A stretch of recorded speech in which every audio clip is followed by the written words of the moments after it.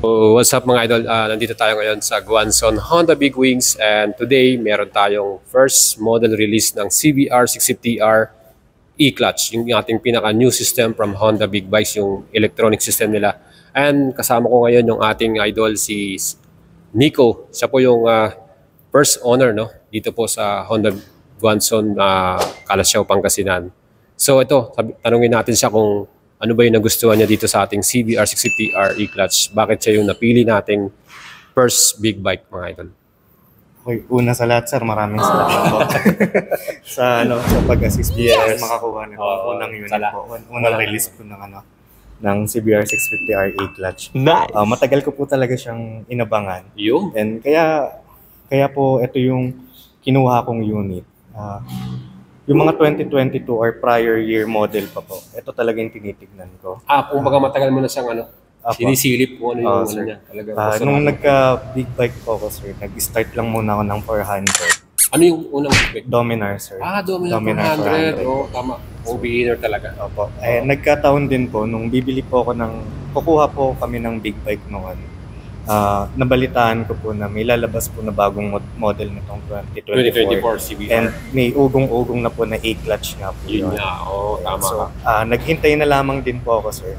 Tagal mo rin inintay. Tagal din, sir. Matagal din po. So, nilaunch to kasi last May sa Makina Motor Show. And then, after 6 to 7 months, actually, ngayon lang siya nagkaroon ng pagkakataon na ilabas. Hopefully, dahil na rin sa pangungulit natin. Pero yun, thank you very much Honda Philippines. No? At least available na itong E-Clutch natin na model na CBR 650R. So, unang impression mo nung makita mo yung bike? Ganda, sir. Kasi okay na sa akin yung dating model. Na yung Wapo na yun, yung 2023. No? Ito, tingin mo mas sporty ba yung dating niya? Para sa akin, sir, yes. Kasi mas lumapit siya dun sa itsura po ng mga liter bike. Yung Fireblade. Fireblade, no? CBR 1000RR. No? Actually, yung pinaka-rear niya, mas naging sporty talaga. Kasi dati po parang tablet po siya. Medyo malaki pa yun di ba? Opo. Ayan, patusok na siya. Tama. So, sa electronic system niya, yung E-Clutch, bakit yun ang napili mo? Pwede namang standard? Sir, yung mga big bike natin, tatakbuhan ng mabilis sa kalsadang maluwag. Yes, correct, tama ka. Ngayon, dahil taga Cavite pa po ako, dinayo ko pa po talaga to sa Pangasinan. Shoutout po sa mga taga Cavite. Nabigyan niyo po ako, sir, ng unit dito. Tama. Kapag Friday po, lalo na pag-uwian, galing trabaho, heavy traffic. Sobrang traffic po. No? So, may mga naririnig din ako nababasa sa comment na pambata daw yung E-Clutch, ganyan. Para sa akin naman po, kung nandyan po, pwede siyang gamitin. Kesa naman po na wala, saka mo siya hanapin. Correct, tama. And konting diferensya. Alam ko po malaki din yung amount na diferensya na yun. Malaki din.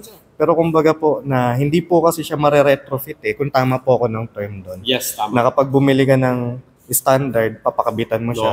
Hindi tulad ng parang quick shifter po. Hindi po siya gano'n. Hindi siya parang accessory, di ba? Na pwede mong, parang nahihirapan ako sa standard. Gusto ko naman i-E-Clutch. Hindi naman siya pwede mabili, di ba? Hindi po kasi gano'n. And syempre si Mrs. din kasi. Tinitignan ko na ito yung nagustuhan ko. Ito yung hilig. Sinuportahan din naman po niya ako. Alam naman po niya matagal ko na po. Si Mrs. din ba nag-ride din? Ano lang po, scooter. Scooter lang.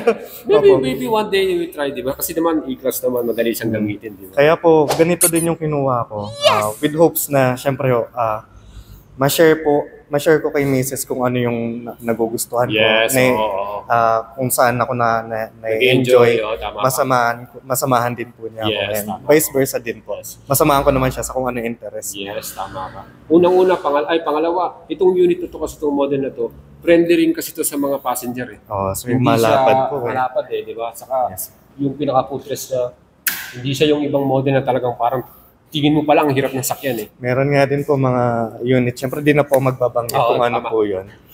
Yung pillion seat po niya, parang masabi lang po na may pillion, May pillion, seat. yes. Opo. Ito po si CBR 650R.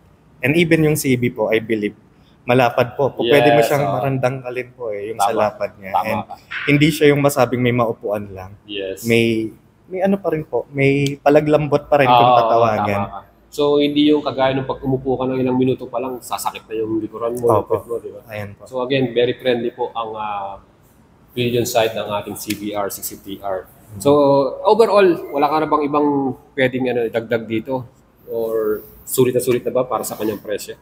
Sa akin po, syempre malaking, wag lang po sana ma-misinterpret. Syempre mahal po yung bike. Totoo. Malaki po. And matagal din ho namin pinag-ipunan ito Tama. ni Mrs. Hirap po talaga.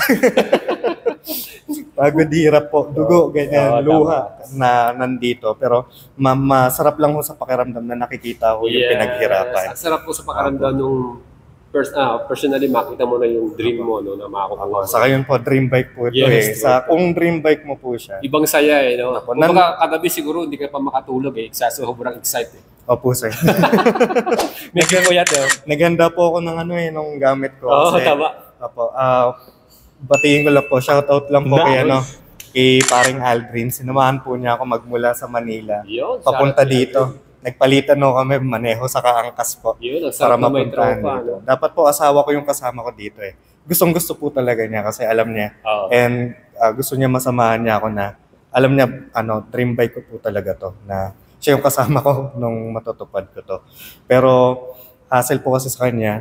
Magkokotse po siya and ayoko naman pong pabalik siya lang mag-isa. Siya lang mag-isa. Napakahaba po ng biyahe. Tama ka. So yung dala nyo ngayon, yung Dominar, sa'yo naman yan? Ay, hindi po. Sa tropa mo. mo. So shoutout sa tropa ni Idol kasi talagang yan mga solid yung sasamahan ka sa paglabas ng Dream Big Bike mo. Anyway, any modification or any accessories na gusto mong idagdag dito? Sa akin po, sa accessory, parang normal lang, po pwede mong palitan. Kumbaga sa salitang kali po, boy stock kasi ako Hindi po ako tama na naman, hindi po ako nagmo-modify hindi ng after muffler, ganyan po. Mas maganda naman. Naniniwala po ako na yung mga engineer lalo na Honda, kilala po yan. Siyempre. So, 5S pa lang po sa kanila nagmula. Tama. Hindi naman po gagawin ng mga engineer nila yon hindi yan yung optimal siguro o yung maximum po na makukuha. Sinubukan nila, tinest nila ng maraming beses yan. Ito talaga yung perfect niyang style, design, di ba? So hindi mo na kailangan i-modify. Pero pagdating po ng panahon, tingnan natin. baka siguro, muffler, ganun Baka after yun, makita ko. Kasi inline 4 po Pero sa ngayon po siguro magtatagal po ng stock yan. Dahil yung mga previous ko rin pong motor, lalo na po kung muffler, hindi ko rin naman po siya pinapalitan. Siguro po kung mag-i-improve or may idadagdag po, di ko lang po sure kung windscreen or kung kailangan ko rin po. Hindi naman ako magtatakin ng mabilisan. Siguro po number 1, frame slider. Yun. Siyempre protection, kailangan din radiator guard, importante yan, frame slider. Yun na naman yung para pag nakaroon ng konting sa physical ho na tumba. Ngayon sa mga aksidente, insurance. Kung kailangan nyo po ng insurance, lapit lang din po kayo kay Sir Boyet. Salamat din. May mga number of insurance companies po siya. And meron tayong collab din sa mga diretso po siya doon sa mga insurance companies. So anyway, sir, ano ba sasabi mo sa Guanzon Honda Big Wings? Napakaganda po ng store ninyo. Napakalaki po. Napaka-inviting pagpasok pa lamang po dyan sa... So malayo pa lang kita mo na yung logo laki Opo. Sa pagpasok pa lang din pakita mo na yung nila. Yung gusto kong motor kasi. Naka-display sa CBR Opo. So ito kasing Honda Guanzon Big Wings. Dedicated lang for big bikes. Pero yung mga owner din ng mga Honda Big Bikes na taga rito sa Pangasinan, you can drop here para magpa-PMS o magpa-service. Pwede rin dito kayo magpa-service even hindi nyo nakuha dito. Pangalawa, pati sa mga after-sales service niyo, pwede rin kayo bumili ng parts sa kanila. So anyway guys, shoutout ating idol si Nico. So, congratulations again sa kanya. At ito nga, natulungan natin siya. Para sa akin, nakaka-proud din na makatulong sa ating subscriber na makabili ng kanilang dream big bike. So anyway, kung sino man yung may mga requirement o gusto makabili din ng big bikes, wala kayong ibang gagawin kundi send message lang sa atin. Add ko lang din pala, sir. Batiin ko lang din po yung mga staff po, employee ng Guanzon Calasiao, Honda Big Wings po. And lalo na po, syempre kay Sir Boyet natin, napaka-accommodating po. Imagine galing pa po ako ng Cavite. And inarrange po nila lahat ito para pagdating ko dito, kukunin na lamang po.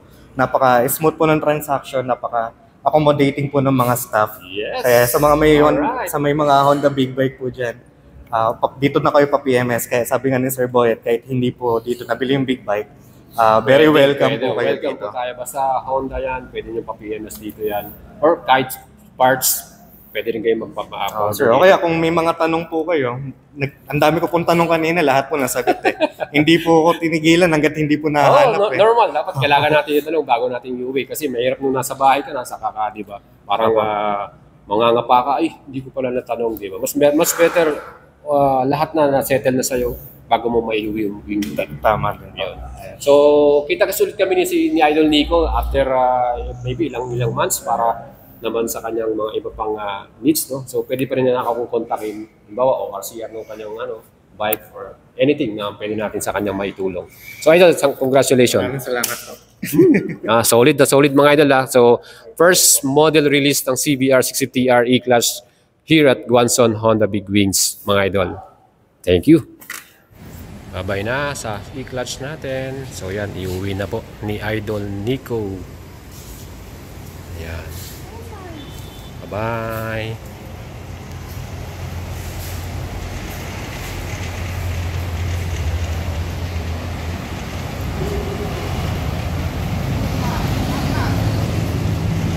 Solid, no?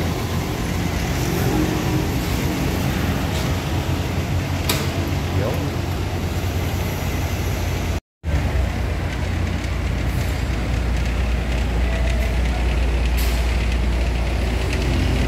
First E-Clutch release dito po sa Honda Big Bikes Guanzon. Alright. Yan, first ride.